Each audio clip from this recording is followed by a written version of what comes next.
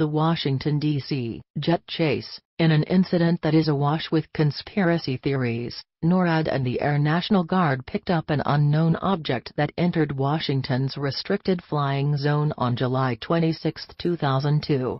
As the object's track caused concern, F-16s were scrambled to intercept the object, but the pilots claimed that they saw nothing when they arrived on the scene. The object also disappeared from radar. At the same time in Maryland, several witnesses saw a fast-moving bright blue light in the sky. The witnesses also said they saw jets pursuing it at high speed. According to NORAD, that was all that transpired and they view the matter as closed.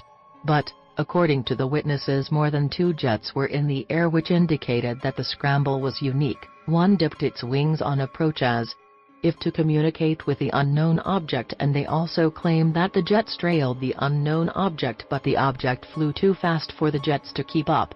The event featured on Fox News as well as The Washington Post.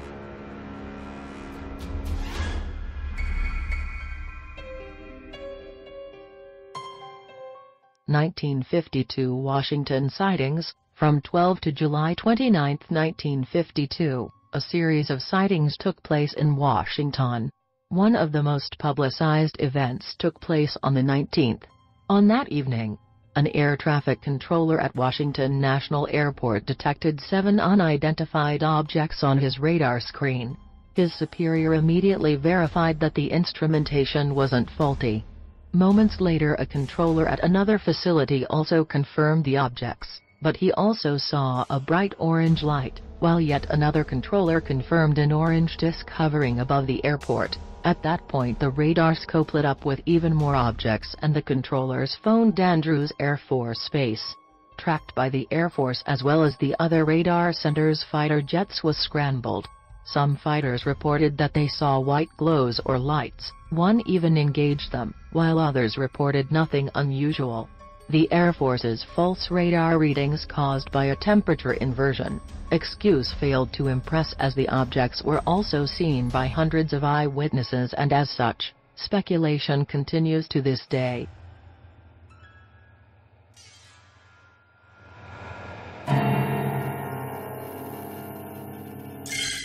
Belgian UFO. On the evening of the 30th and 31st of March 1990, the Control Reporting Center, CRC, at Glon's radar confirmed triangular objects in the sky above Belgium after having received various reports of unusual lights as bright as stars that changed color.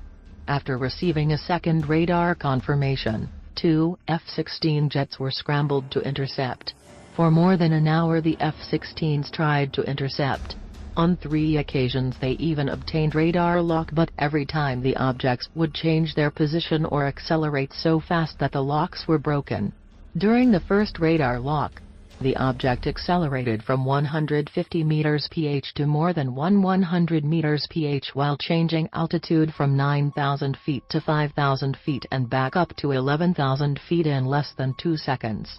These changes in altitude at the speeds reported would have been fatal to any human pilot. During the whole time, more than 13,000 people witnessed the unfolding drama from the ground. After a little more than an hour, the objects disappeared from the various radar screens and the F-16s returned to base.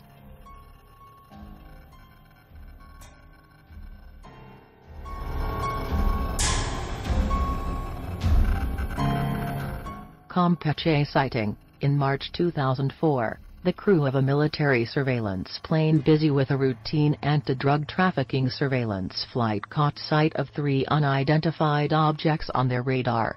As they couldn't see anything with the naked eye in the area where the objects were supposed to be, they turned on their infrared camera to track them.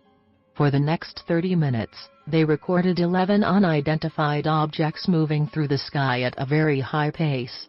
One of the objects also seemed to divide or separate into 2 different objects. After chasing them, there were a few tense moments when the radar confirmed the objects had surrounded them. In a completely uncharacteristic move, the Mexican government released all the details of the event, and they provided the crew footage and the head of the Mexican Air Force for examination and questioning by the world's media.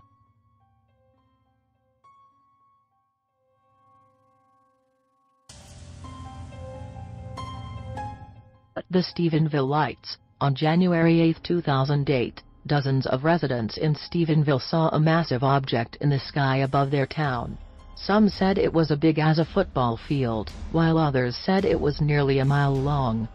Very similar to the mass sighting in Phoenix during 1997.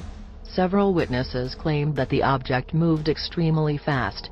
Some of the witnesses, of which one is a private pilot, believed that military aircraft chased the object and that it turned around and traveled back to the direction where it originally appeared from as they spotted F-16s in pursuit.